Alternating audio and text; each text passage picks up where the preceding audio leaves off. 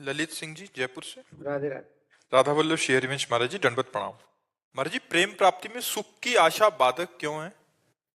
क्योंकि सुख देह धर्म से युक्त है और प्रेम भागवत धर्म से युक्त है। समझते हो? प्रभु से प्रेम होता है तो प्रेम गलियति साकरी तामे दोनों समाये। प्रेम में दो वृत्तियां नहीं चल सकती, अपना सुख और इष्ट का सुख नहीं चल सकता।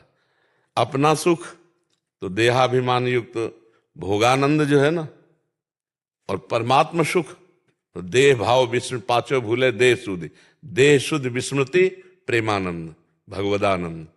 इसलिए प्रेम में स्वसुख वांछा बाधक है, तत्सुख भाव पूरक है। स्वसुख वांछा देह भाव को लेकर के है, इंद्रियों को लेकर के है। जो भगवत सुख का आनंद लिया जाता है वो स्वसुख वांछा नहीं, वो तो हमारी आत्मा है। आत्मा हरिवंश प्रगट परमानंद श्री हरिवंश प्रमाण मनम। हमारी वो तो आत्मा, जो आत्म सुख भगवत सुख है, जैसे हम प्रभु के ध्यान में सुखी हो रहे हैं, तो ये तत्सुख है। तत् माने प्रभु, उनको प्रभु सुख है। और ये पर सुख है, देह पर है, जगत पर है, ये पर सुख है। पर सुख का मतलब हम स्वसुख में आए तो हम गए, और तत्सुख भगवत सुख है। तत् माने परमात्मा सुख, तत्सुख परमात्मा सुख। तो अगर हम परमात्मा सुख में डूबे हुए हैं तो प्रेम में डूबे हुए हैं, और देह भाव में डूबे हुए तो भोगानंद में डूबे हुए हैं। खान पान देखना सुनना ये सब जितने सांसारिक भोग हैं, शब्द स्पर्श रूप रस गंध, इनसे राग होता है, मोह होता है, आसक्ति होती, प्रेम नहीं होता। प्रेम तो सिर्फ प्रभु से होता है।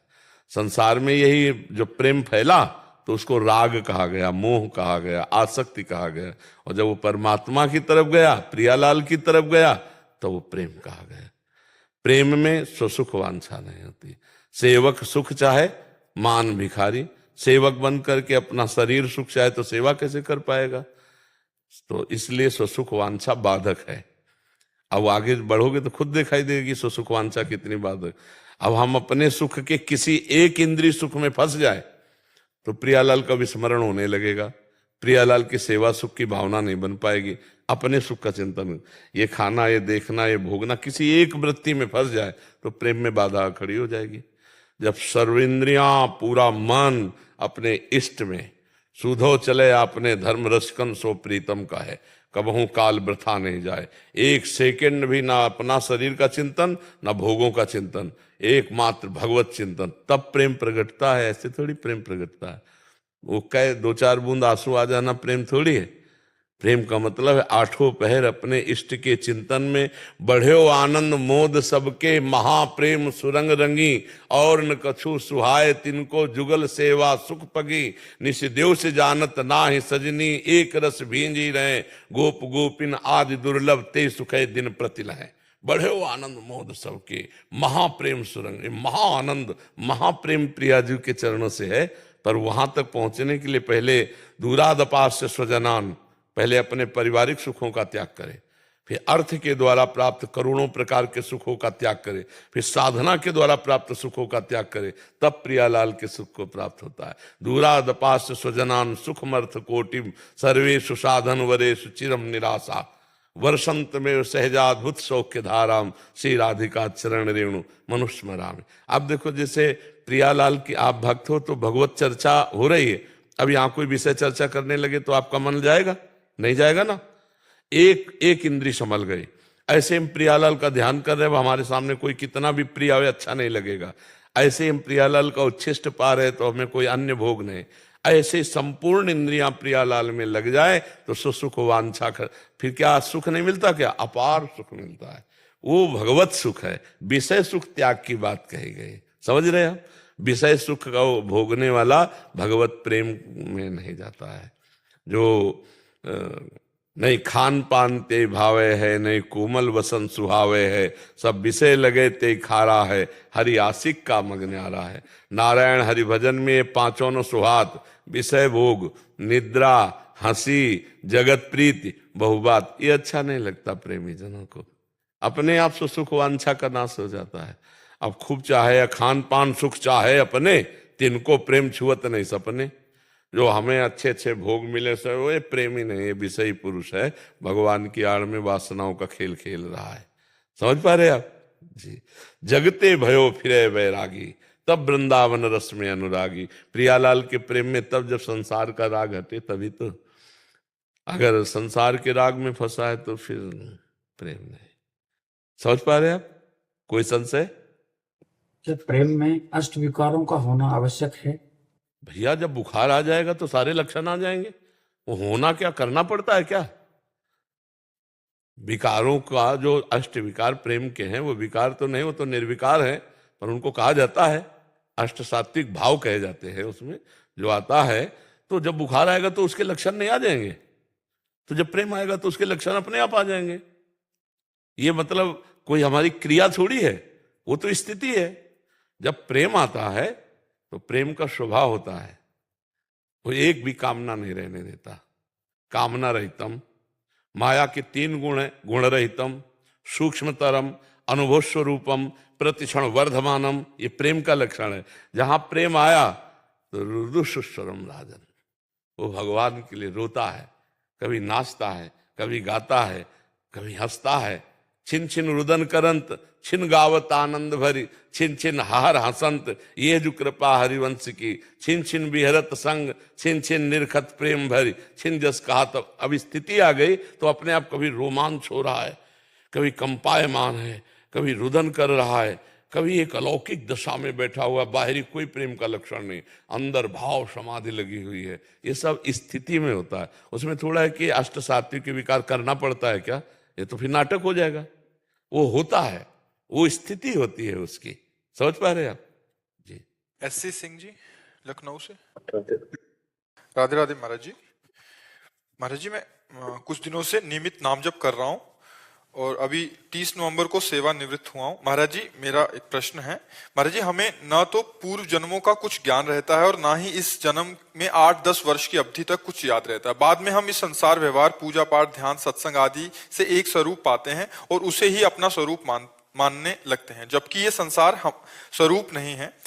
तो हमारा मूल स्वरूप क्या है? क्या प्रभु का अंश होने के कारण हमारा मूल स्वभाव प्रभु का ही है एवं पृथक कोई स्वरूप नहीं है? परंतु भगवत दर्शन होने तक हम एक काल्पनिक स्वरूप बना लेते हैं। आप कहते हैं कि हम मन काल्पनिक और भावनात्मक में अंतर। काल्पनिक सांसारिक बात होती है और भावात्मक भागवतिक होती है। हम भावात्मक स्वरूप करते हैं, हम भाव करते हैं, कल्पना नहीं। कल्पना संसार की होती है, भावना भगवान की होती है। पवित्र शब्द और उसको लाओ भावनात्मक। हम एक भावनात्मक मूर्ति बनाते हैं। हम स्कूल में जब पढ़ते थे तो मानी संख्या दी जाती थी, उससे सवाल हल हो जाता था। आपको पता है? मानी संख्या कुछ भी आप रख लो और सवाल हल हो जाएगा। तो ये संसार का जो प्रश्न है कि परमात्मा एक है पर वो अनेक रूपों में है। अब मानी संख्या आप मान लो परमात्मा किसमें? माता में, पिता में, भाई में, बंधु में, गुरु में, पशु में, पक्षी में, दीवाल में, पत्थर में, लकड़ी में, जहां भी तुम मानो मानी संख्या मेरे पर ब्रह्म परमात्मा। अब सवाल हल हो जाएगा। एक जगह आसक्त हो जाओ, मेरे श्री विग्रह में, कहीं भी परमात्मा भाव से, वो सब ये सारे रूप प्योर शुद्ध परमात्मा के हैं, प्योर, कोई मिलावट नहीं। जैसे हम किसी बात को समझाने के लिए खंडन और मंडन 2 पद्धतियां अपनाते हैं। अन्वय व्यतिरेक, जैसे वेदांत है, अन्वय व्यतिरेक, ब्रह्म सत्यम जगन मिथ्या। इसके बाद ये नहीं है, ये नहीं है, पीछे देखो शब्द क्या आ रहा है, ये नहीं है। और ये नहीं है, ये नहीं है करते हुए जब पहुंचे जहां, तो फिर सर्वम खलमिदम। अब बताओ, ये पहले ही था ना, ये अब तो नहीं हुआ ना, पहले ही था। पर हमको 2 पद्धतियां अपनानी पड़ती हैं राग के कारण। हमारा राग शरीरों से है, तो ये ब्रह्म नहीं है, वस्तुतः ब्रह्म ही है। अब हम तुमको मूल अवतरण से बता रहे हैं। ब्रह्म मूल प्रकृति, त्रिगुणात्मिका प्रकृति, मूल प्रकृति से त्रिगुणात्मिका प्रकृति, फिर उससे महातत्व, महातत्व से अहंकार, अहंकार से त्रिगुण अहंकार, त्रिगुण अहंकार से ये सब पंचभूत आदि, और पंचभूतों में ये सब रचना देख रहे हो। जब समिटता है तो पंचभूत, त्रिगुण अहंकार में, त्रिगुण अहंकार मूल अहंकार में, अहंकार महातत्व में, महातत्व त्रिगुणात्मिका प्रकृति में, त्रिगुणात्मिका प्रकृति मूल प्रकृति में, मूल प्रकृति में ब्रह्म। तो ये सब है क्या? वही तो परिवर्तित होता रूप में, रूपांतरण होता चला रहा है। तो सर्वम वासुदेवा सर्वम। अब बताओ कहां कहां हमें खोजने जाना, पर हमारा विश्वास नहीं है, हमारी श्रद्धा नहीं इन रूपों में, क्योंकि हमने पहले से सुन रखा है ये मायामय रूप है, ये सब परिवर्तनशील है। तो अंदर जब हम अपने आप को ढूंढ नहीं पाए, कई साल हो गए आपको शरीर में रहते हुए? 61 वर्ष में 1 सेकंड भी आप अपने से नहीं मिले। हाँ, इसकी खोज ही नहीं की आपने। रुपया की खोज की, पद की खोज की, प्रतिष्ठा की, दुल्हन की, बच्चा की, सम्मान ले। सच्ची मानिएगा, आपने कभी व्याकुल होकर खोज ही नहीं की अपनी। अब अपनी खोज ना होने के कारण हम परमात्मा की खोज की तरफ कदम बढ़ाएं, तो ये ऐसा खेल है कि बीच में शीशा रखा है, जैसे दो दिखाई दे रहा है, एक मैं और एक ये, और शीशा हटाओ तो केवल मैं। गीता गायक भगवान श्री कृष्ण कह रहे हैं, जब सृष्टि नहीं थी तो मैं था, जब सृष्टि नहीं रहेगी तो मैं ही रहूंगा, तो बीच में मैं ही मैं हूं। तो ये अंतःकरण चतुष्टय जो है, परिचय जानते हो? मन बुद्धि चित्त अहंकार, अंतःकरण, ये दर्पण की भांति है।